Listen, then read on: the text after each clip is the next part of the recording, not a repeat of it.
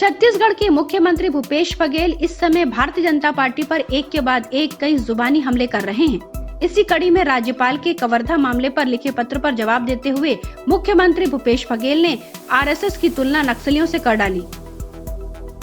मुख्यमंत्री ने राज्यपाल के कवर्धा मामले पर लिखे पत्र का जवाब देते हुए कहा कि जैसे छत्तीसगढ़ में पनप रहे नक्सलियों का नेता आंध्र प्रदेश में है और आंध्र प्रदेश में रहकर पूरा मूवमेंट संचालित होता है, वैसे छत्तीसगढ़ में आरएसएस के पास अपनी कोई क्षमता नहीं है।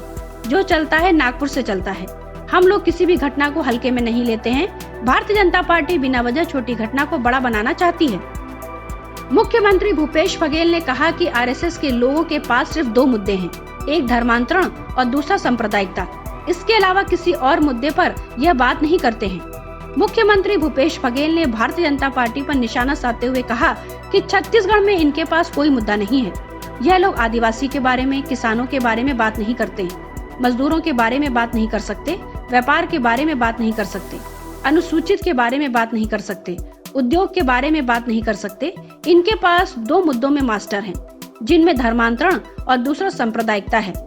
यह दोनों ही मुद्दों पर लड़ाने का काम करते हैं। कोयला मंत्री प्रहलाद जोशी के छत्तीसगढ़ दौरे पर मुख्यमंत्री भूपेश बघेल ने कटाक्ष किया।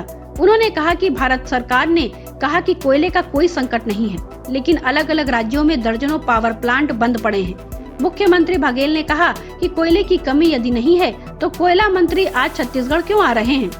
कोयला मंत्री छत्तीसगढ़ आ रहे हैं, इसका मतलब है कि भारत सरकार को स्वीकार करना चाहिए कि कोयला बिजली की कमी है। मुख्यमंत्री भूपेश बघेल ने सावरकर पर भी टिप्पणी करते हुए कहा कि सावरकर माफी मांगने के बाद पूरी जिंदगी उनके साथ रहे। दो राष्ट्र की बात सबसे पहले सावरकर ने ही की थी। वहीं कांग्रेस के अध्यक्ष पद के मुद्दे पर उन्होंने कहा कि हम तो चाहते हैं कि राहुल गांधी ही अध्यक्ष बने। मुख्यमंत्री भूपेश बघेल ने CWC की बैठक पर कहा कि इस दौरान चुनाव और उपचुनाव को लेकर चर्चा होगी। हम तो चाहते हैं कि राहुल गांधी ही अध्यक्ष बने रहें। इस मामले पर कई बार चर्चा की गई है। इसके साथ ही भूपेश बघेल ने हंसदेव अरण्य को लेकर आदिवासियों के पैदल मार्च पर भी अपनी राय रखते हुए कहा कि हम तो सभी से बात कर रहे हैं, जो मिलना चाहे सबके लिए दरवाजे खुले हैं। Bureau report, public news.